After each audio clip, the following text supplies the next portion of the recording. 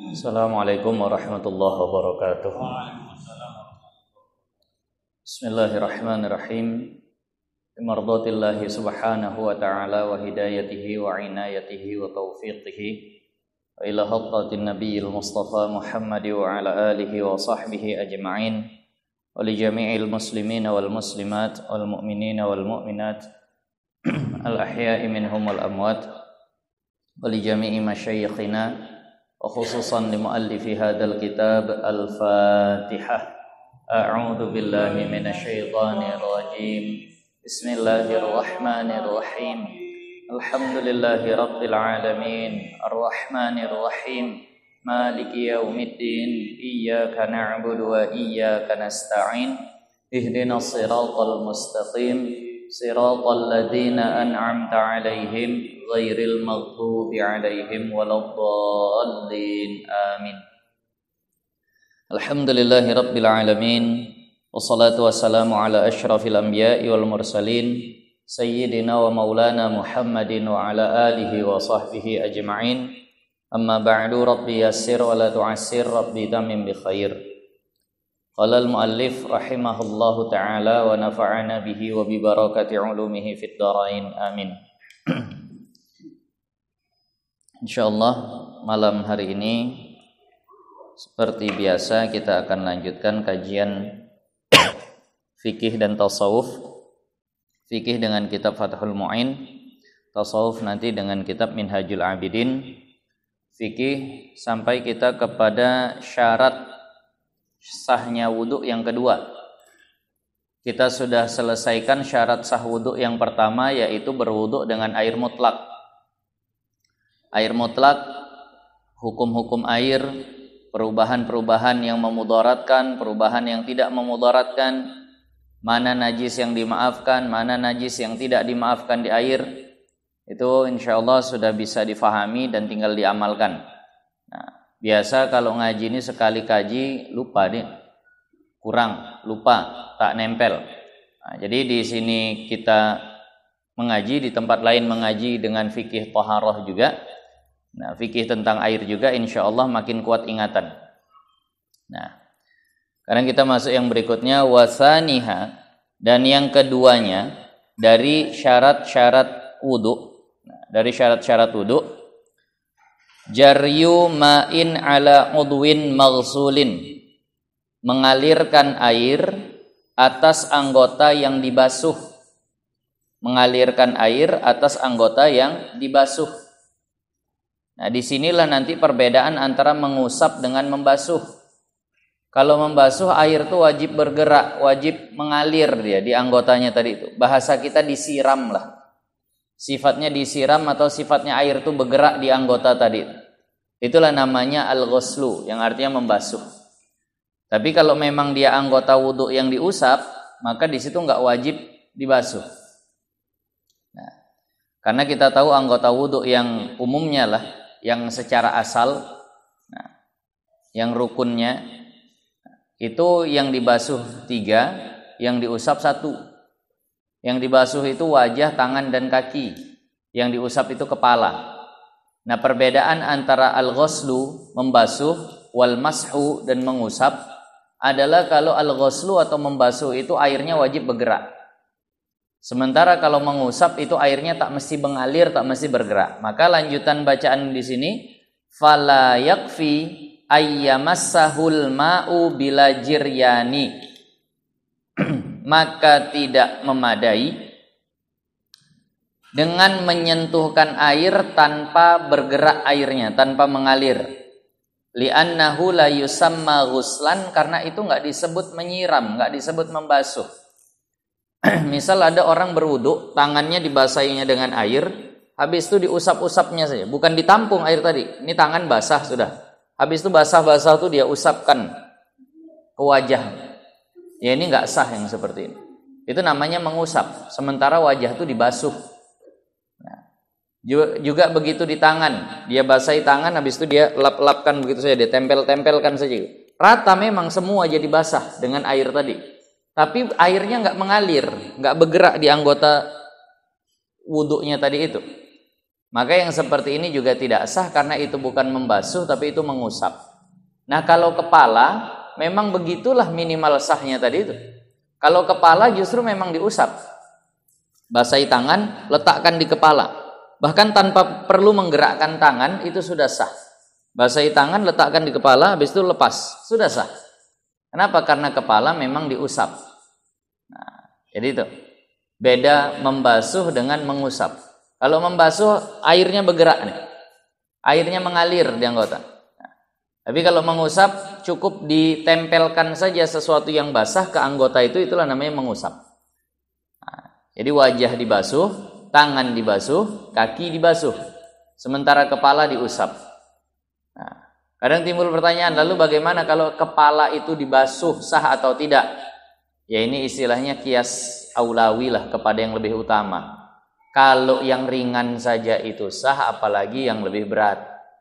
Kalau diusap saja sah, apalagi dibasuh.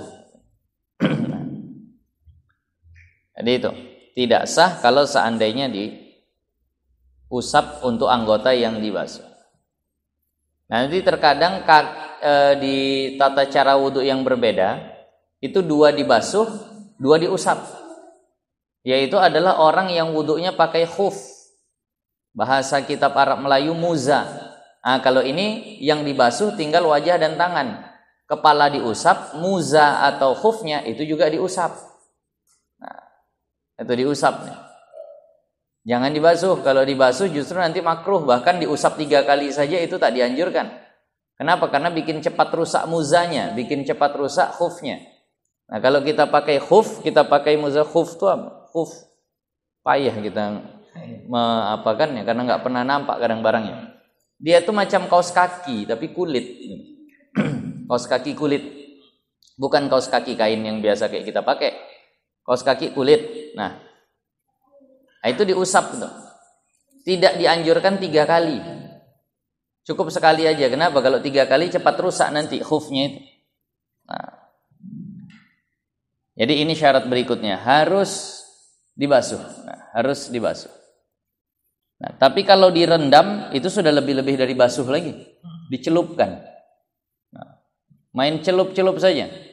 Anda punya bak besar, lebih dari 2 kullah, bahkan mungkin puluhan kullah. Muka celupkan, tangan celupkan, kepala celupkan, kaki celupkan. Nah, kalau ini udah sah juga. Kenapa? Lebih-lebih daripada membasuh. Nah, walaupun banyak kesunahan yang luput kalau seandainya kita laksanakan wudhu seperti itu. Nah, kemudian yang berikutnya,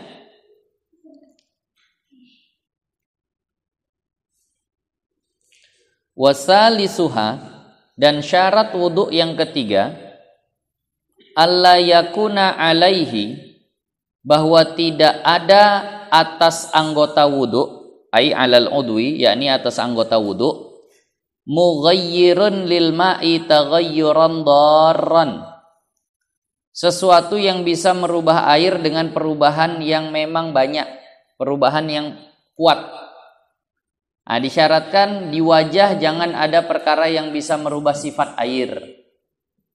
Disyaratkan di tangan jangan ada sesuatu yang bisa merubah sifat air. Nah, ini kalau biasa laki-laki aman untuk wajah, biasa perempuan bedak tebal kurang tebal. Kadang entah bukan bedak lagi sekarang namanya, entah apa namanya. Kalau dulu tepung bedak, sekarang bedak ini ada yang bentuknya beda-beda lah. Perempuan lah yang tahu. Bisa dibedakkan itu jerawat jadi nggak berjerawat nih, rata jadi. Kalah dempul, mungkin dempul dipakai itu. Kalau sudah dempul begitu, takutnya bukan di bab ini nanti, bahkan air nggak tembus ke kulit takut. Nah, jadi ini perempuan hati-hati. Kalau seandainya pakai celak matanya, seandainya pakai bedaknya, seandainya pakai apa itu tinta untuk alis matanya, pakai lipstiknya segala macam lah itu. Itu banyak betul perkara-perkara yang menempel di wajah. Yang kalau seandainya air satu tampungan tangan tercampur dengan semua yang ada di wajah tadi, mungkin air satu tampungan tangan tadi itu berubah. Nah, kalau seandainya begitu nggak sah. Kenapa? Karena di anggota wudhunya ada sesuatu yang bisa merubah sifat air. Maka bersihkan dulu wajahnya, hilangkan celak matanya, hilangkan bedaknya, hilangkan lipstiknya, hilangkan semua make up yang ada di wajah, baru mulai berwudu. Karena kalau dalam keadaan begitu dia berwudu, dikhawatirkan airnya akan berubah. Nah, kalau tangan begitu juga lah, mungkin ada hand body segala macam, walaupun memang disunnahkan ya. Disunnahkan meminyaki tubuh itu disunnahkan. Tapi maunya minyaknya jangan banyak kali sehingga kalau seandainya berwudu, nah, nanti dikhawatirkan bisa merubah sifat air. Kalau yang minyaknya itu mukhalid lah gitu. Kalau minyaknya mujawir tak masalah. Karena memang disunnahkan meminyaki tubuh itu sunnahkan. Tadahun, meminyaki tubuh, ghibban, tiap kering diminyaki itu sunnah itu. Nah, kepala dan tubuh. Nah, jadi kalau kita baca di kitab-kitab fikih, di antara min khisalil fitrah, di antara perkara-perkara fitrah kesucian itu adalah pakai minyak. Bersiwak, nah, pakai minyak, nah, cukur bulu ini itu, pakai minyak itu termasuk. Nah, jadi nampak kering minyaki. Nampak kering minyaki. Dulu Rasulullah pakai minyak zaitun. Sekarang macam-macam dengan hand and body apalah. Sari ayu ini itu segala macam. Sebenarnya bukan perempuan saja, laki-laki pun juga sunnah. Nah, kongsilah bapak sama ibu. Mana tahu nampak kulit kering pakai, ingat Rasulullah amalkan ini, maka jadi pahala itu. Nah, begitu juga rambut. Rambut juga Rasulullah minyaki dengan minyak zaitun. Nah, kalau ini memang laki-laki yang banyak amalkan. Perempuan jarang minyaki rambut, apalagi rambut perempuan panjang. Tapi sekarang ini perhatikan, kalau seandainya pakai minyak-minyak yang seperti itu, jangan sampai itu bisa merubah air. Nah, kalau dia merubah air nanti nggak sah. Nah, tapi di sini ada taghayyuran dharran, perubahan yang memang banyak lah. Kalau perubahannya sedikit, pakai bedak tipis saja. Nah, pakai bedaknya tipis betul. Kalau seandainya kena air pun air nggak sampai berubah banyak, nah itu nggak masalah. Nah, di sini contohnya kaza'faran, misalnya za'faran. Za'faran ini minyak wangi lah, yang warnanya agak warna kuning dia. Nah, kayak warna kunyit bahkan kuningnya itu. Wasandal dan kayu cendana, ya di situ diartikan kayu cendana. Sondal apa? Cendana. Ah, cendana. Di situ tetap sondal aja. Berarti tak diterjemahkan kan? Terjemahan Sondal juga. Iya memang ini apalah. Ini dari guru. Saya nyari di kamus pun tak dapat kamus. Bahkan saya ketik di Google sampai nih, sondal. Terjemahkan ke Indonesia, dari Arab ke Indonesia. Indonesia sendal. Sendal. Kalau Bapak percaya nanti ada Google Translate. Google terjemahan, kita pilih bahasa masukannya, kita pilih bahasa hasilnya.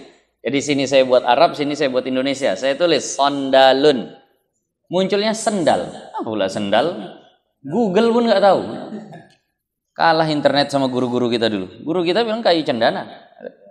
Jadi kalau misalnya ada serbuk kayu cendana di tubuh, nah itu bisa merubah air, maka itu akan membuat wudhu menjadi tidak sah. Khilafan lil jam'i. Nah, berbeda dengan sebagian pendapat ulama, artinya ada pendapat ulama yang mengatakan begini, kalau memang perubahan itu melekat di badan udah nggak masalah, ada.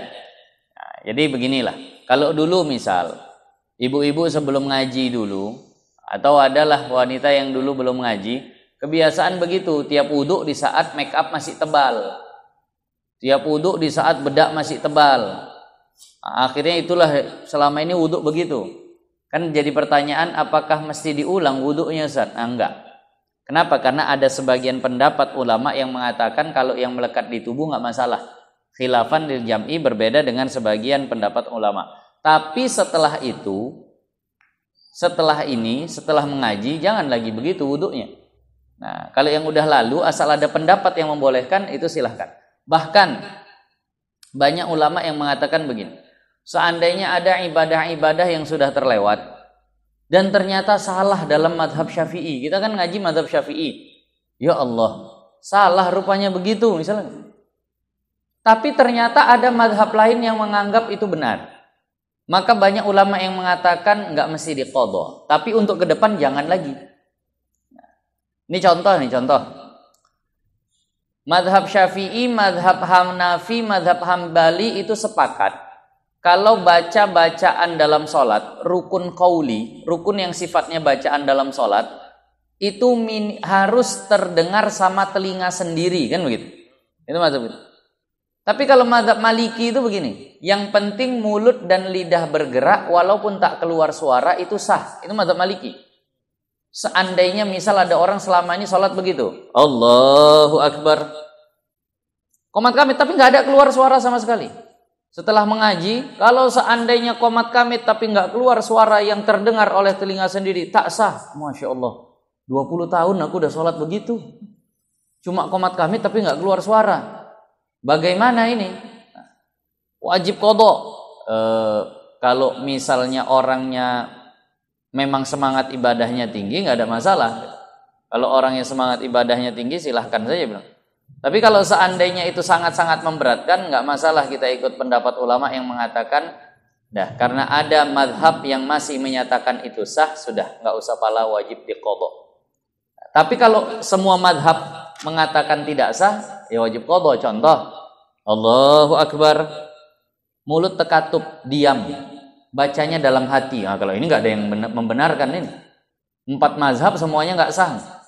Dan ternyata banyak jamaah-jamaah kita di Medan, mudah-mudahan di sini tidak lah. Di Medan itu banyak yang baca Fatihahnya itu dalam hati itu banyak. Tasyahudnya dalam hati itu banyak. Bahkan takbiratul ihramnya pun dalam hati. Orang kita tengok mulutnya tak terbuka, takbir, berdiri. Cemana takbir mulut tak terbuka? Dalam hati udah jelas nggak sah. 4 mazhab bilang nggak ada yang benar. Entahlah mazhab-mazhab yang lain, tapi rata-rata semuanya bilang begitu. Nah, kalau begini ya qadha lah, mau tak mau. Tapi kalau ada satu madhab saja yang mengatakan benar, udah kita ikut pendapat yang mengatakan taklid ba'dal amal, dibenarkanlah di situ. Tapi setelahnya jangan lagi, kan gitu. Setelahnya jangan lagi. Nah, jadi di sini khilafan di jam'in berbeda dengan sekelompok ulama yang mengatakan tak masalah. Warabi'uha, dan yang keempatnya, yang keempat ini syarat sah wudu yang keempat, alla yakuna 'alal 'udwi hailun, bahwa tidak ada di atas anggota tubuh itu hail. Hail itu artinya penghalang. Hail, penghalang. Nah, bainal ma' wal maghsul, antara air dengan anggota yang dibasuh. Kalau ada penghalang, maka nanti tak sah. Dobit penghalang itu bagaimana? Ketentuan yang dianggap menghalangi itu bagaimana? Karena begini, ada beberapa orang yang sangat-sangat bermasalah dengan ini. Misal, tukang servis printer, atau printer Bapak, untuk nyetak tuh. Itu tukang servis printer tuh mubtala bil hibri, dibala atau diuji dengan banyaknya tinta di tangan. Tinta semua. Kadang udah cuci segala macam masih ada bekas-bekasnya. Apakah bekas-bekas tinta seperti itu dikatakan penghalang? Nah, begitu juga ibu misalnya masak kunyit, kuning tangan ini, gosok nggak hilang juga. Apakah itu dinamakan penghalang? Nah, maka nanti di dalam kitab I'anatul Talibin ini dikatakan yang namanya penghalang itu adalah ini di hasyiahnya ya, yaitu yang rontok ketika dikerik. Masih ada yang rontok, nah itu barulah namanya menghalangi. Tapi ketika di kerok-kerok nggak ada yang rontok, nah itu udah nggak menghalangi lagi. Kayak cat itu dikerok rontok lah itu. Tipek anak-anak sekolah itu dikerok rontok lah itu. Tapi kalau tinta printer tadi itu nggak akan rontok itu, maka itu udah dimaafkan. Kunyit itu juga kalau seandainya dikerok itu nggak akan rontok, maka itu dimaafkan. Nah, pernah kita ditanya sama tukang bengkel, Ustaz, kalau kami yang kerja bengkel ini oli banyak kali di tangan segala macam hitam-hitam, menghalangi nggak? Ya saya balikkan. Kira-kira kalau dikerik itu masih ada nggak yang ikut di kuku lah, yang rontok begitu. Kalau itunya saya nggak tahu, saya bilang. Saya jawab, saya tahu hukumnya. Kalau di kerik masih ada yang ikut di kuku, masih ada yang rontok begitu, itu berarti menghalangi. Kalau sudah tidak, berarti tidak menghalangi. Nah, ukuran oli itu ada yang rontok atau tidak, ya kalian yang tahu. Nggak pula kita yang meneliti langsung semua begitu. Ingat saya dulu, Ustaz Hafiz cerita, datang orang bawa ikan. Ustaz, ini halal atau haram? Ya Ustaz Hafiz cuma bilang, kalau hidup dua alam haram, hidup satu alam halal. Ya ini Ustaz, kalian lah yang tahu. Kalau ini pokoknya hukumnya begitu. Nah, Ustaz itu bukan pakar biologi gitu. Tahu tiap hewan itu gimana. Nah, jadi sama kayak dulu katanya Syekh Hasan Maksum juga ada begitu. Nelayan juga datang. Ustaz, ini halal atau haram ikan nih? Dia hidupnya dua alam atau satu alam? Satu alam, halal. Datang orang kedua, Ustaz, ini halal atau haram? Tuan, ini halal atau haram? Ikannya sama katanya. Ditanya sama itu hidupnya dua alam atau satu alam? Dua alam, haram. Ya gitu. Karena dia ahlul khibrahnya, orang yang berpengalaman dengan itu adalah para nelayan. Gitu. Nah, kalau ulama ini kan dengan kitab dan hukumnya. Karena nggak semua binatang itu tertulis di kitab. Itu kitab Sabilal Muhtadin itu termasuk kitab yang lengkap betul menyebutkan nama-nama binatang. Tapi ya belum semua juga. Sampai saya terkejut ketika baca kalau di bab At'imah itu, bab kitab makanan Sabilal Muhtadin itu ada hewan namanya kalau tak salah saya nas.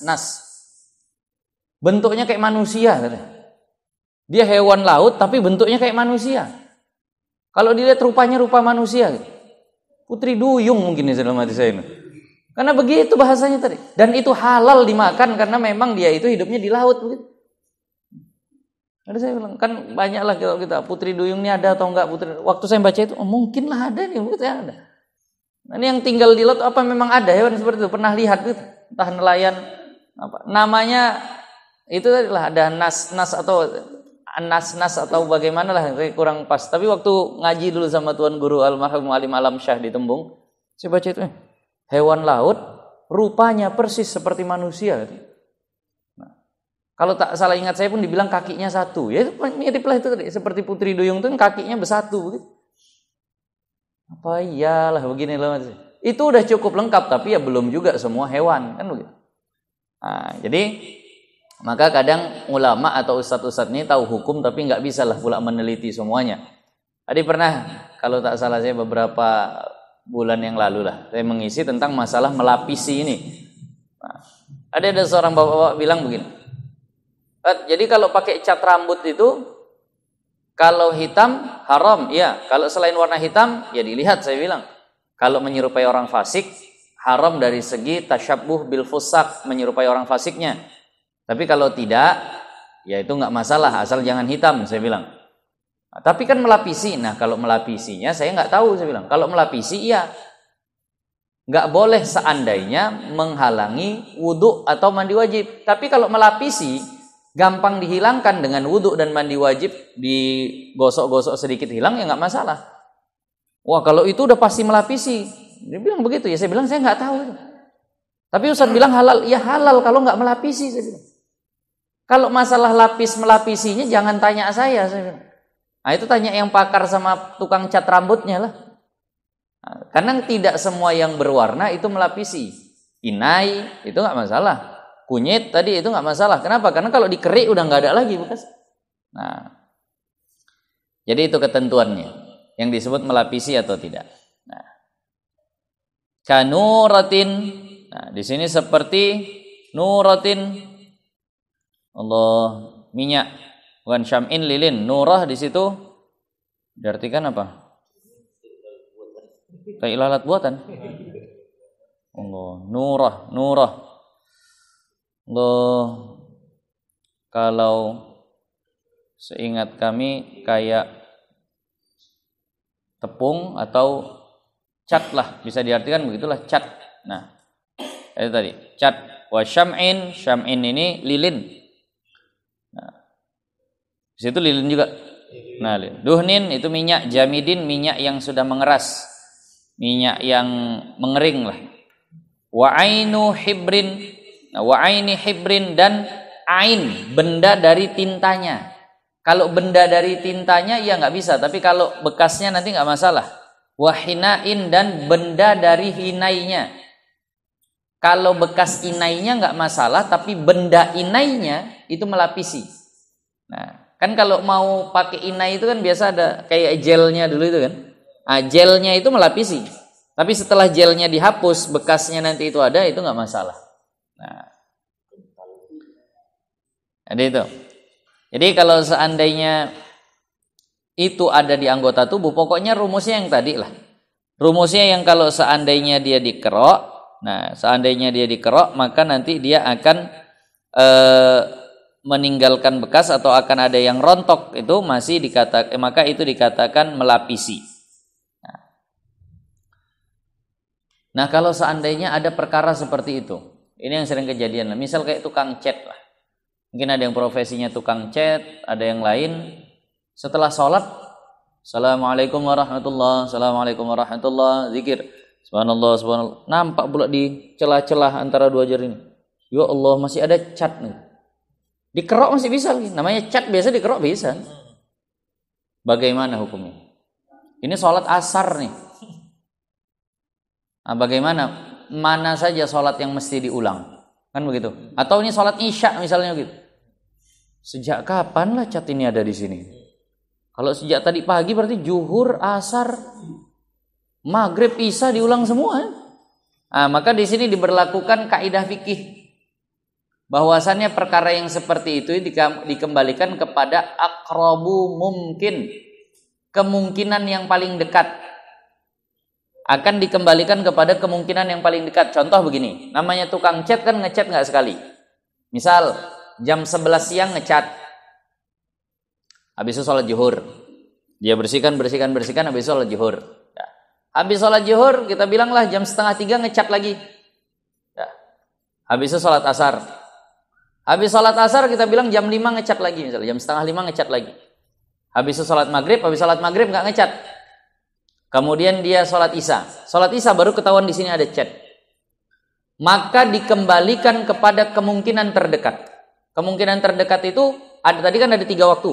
Ngecat habis asar, ngecat habis zuhur, sama ngecat sebelum zuhur. Kemungkinan terdekat mana?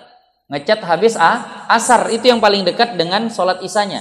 Maka yang wajib diulang adalah sholat maghrib dan isyaknya saja. Kenapa? Karena dia ngecatnya habis asar yang paling dekat. Nah, dikembalikan ke situ, bukan diberatkan, kan pagi juga ada kemungkinan, tapi dikembalikan kepada kemungkinan paling dekat. Adapun sholat asarnya sunnah diulang, adapun sholat zuhurnya sunnah, nggak wajib.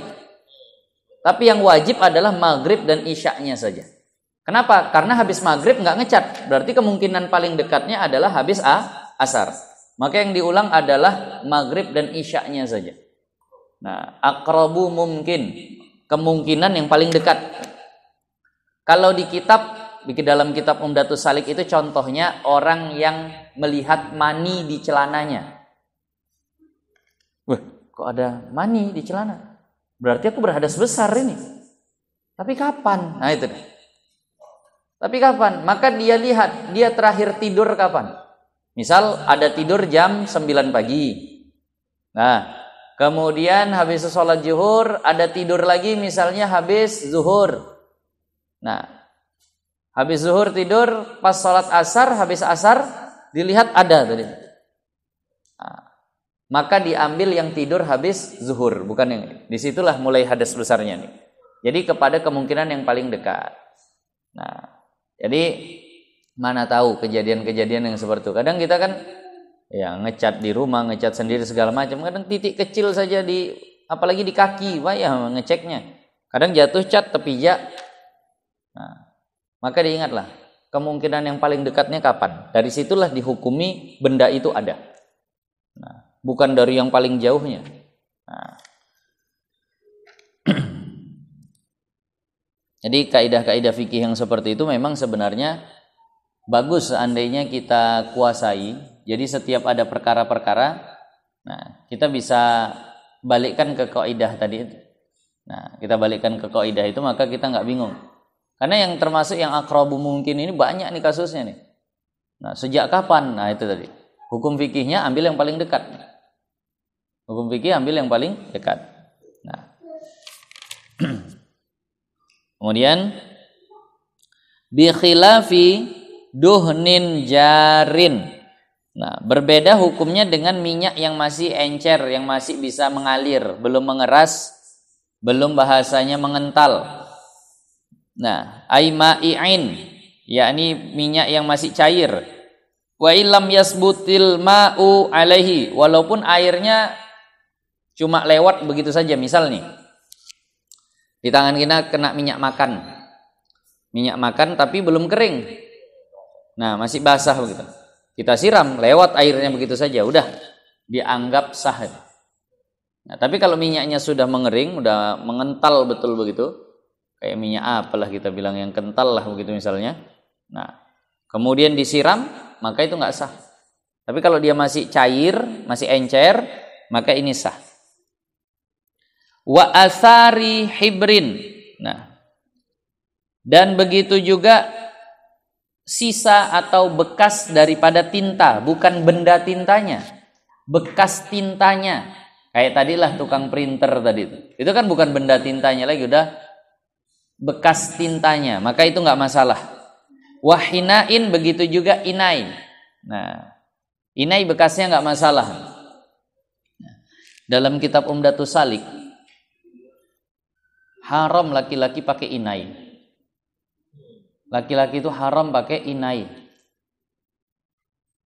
Kenapa? Tasyabbuh bil mar'ah, menyerupai perempuan. Ini mohon maaf lah.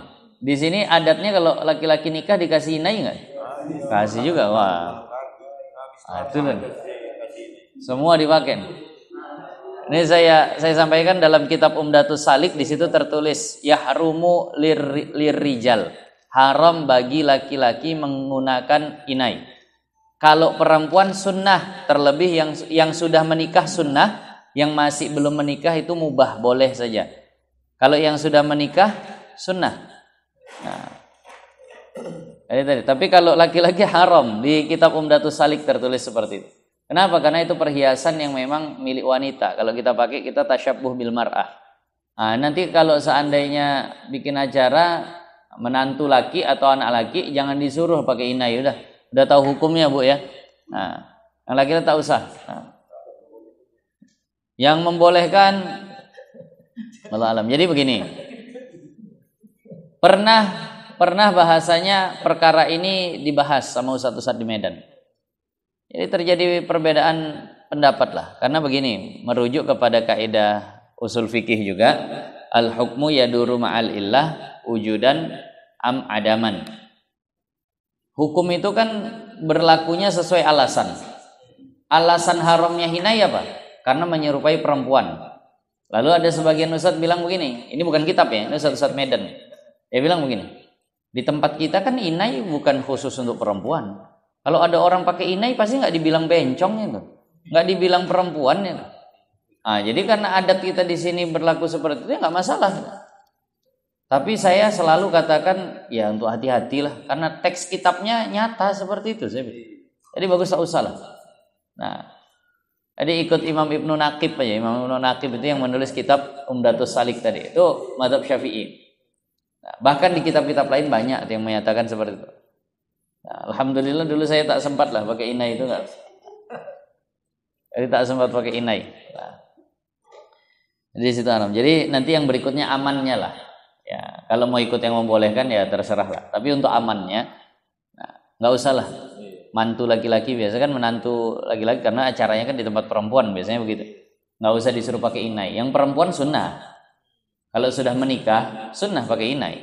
Kalau belum menikah ulama memang banyak beda pendapat. Wanita yang belum menikah itu pakai inai bagaimana hukumnya? Maka di situ ya mubah sajalah. Tak sampai sunnah. Nah, tak sampai haram juga. Nah, jadi untuk amannya tak usah pakai. Rasulullah itu agak tegas soalnya melarangnya. Bahkan kalau ada laki nyerupai perempuan, perempuan nyerupai laki, itu hukumnya dosa besar. Kenapa? Karena janjinya laknat. Rasulullah bersabda, la'anallahu al mutasyabbihina ilan nisa wal mutasyabbihati ilar rijal. Allah melaknat laki-laki yang menyerupai perempuan dan perempuan yang menyerupai laki-laki. Dilaknat. Nah, jadi laki ya sudahlah berpenampilan seperti laki. Makanya banyak ulama yang mengharamkan pakai gelang. Kayak gelang tuh banyak yang mengharamkan. Kenapa? Karena kayak perempuan. Kalau pakai anting haram. Pakai kalung haram. Nah, kalau dasi bukan kalung ya. Kalau dasi mungkin tak sampai haram. Karena banyak ulama Al-Azhar juga pakai dasi. Nah, ulama Al-Azhar di Kairo sana, kampus itu banyak ulama yang pakai dasi juga. Nah, bahkan kalau dasi ini justru kalau perempuan yang pakai jadi kayak laki-laki malahan. Nah, tari leher binasakan iman. Tali leher itu bukan kalung deh maksudnya. Dasi itu. Nah, karena kalau di situ mungkin tasyabbuhnya bukan dengan laki-laki perempuan, tapi tasyabbuhnya dengan orang-orang fasik tadi itu, dengan orang-orang kafir itu tadi. Nah, jadi tasyabbuhnya bukan dengan laki dan perempuan, tapi tasyabbuhnya dengan orang kafir. Tapi memang kalau kita baca kitab Arab Melayu dulu itu luar biasa betul. Pakai topi, itu saya udah bahasanya haram begini karena memang mungkin begitu. Sekarang malah ada tulisan la ilaha illallah Muhammadar Rasulullahnya tuh. Ada topi yang model begitu. Cepiau gitu tapi ada tulisan kalimat tauhidnya. Jadi ya itulah mungkin udah tak lagi jadi identitas khusus kepada orang kafir itu tadi. Tapi ya hati-hatinya tetap tak usah dipakai. Hati-hatinya tetap tak usah dipakai. Walaupun kalau sekarang orang pakai begitu nggak langsung dibilang sebagai orang kafir. Tapi kalau dengan kalung salibnya, dengan mungkin ya semisal apalah baju-baju yang memang khusus untuk para biksu, pendeta segala macam yang kalau dipakai akhirnya memang orang akan tersalah paham, itu haram lah.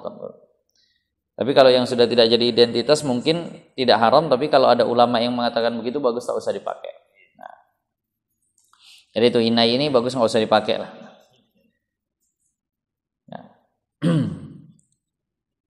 Kemudian wa kadza yushtaratu ala ma jazama bihi katsirun alla yakuna wasakhun tahta zufrin yamna'u wusulal ma'i lima tahtahu. Waskhun. Di situ barisnya mati. Sebenarnya biasa wasakhun. Nah.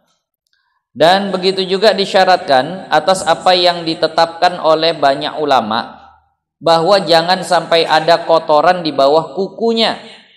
Kotoran di bawah kuku. Nah. Yang mencegah sampainya air kepada kulit yang di bawah kuku tadi.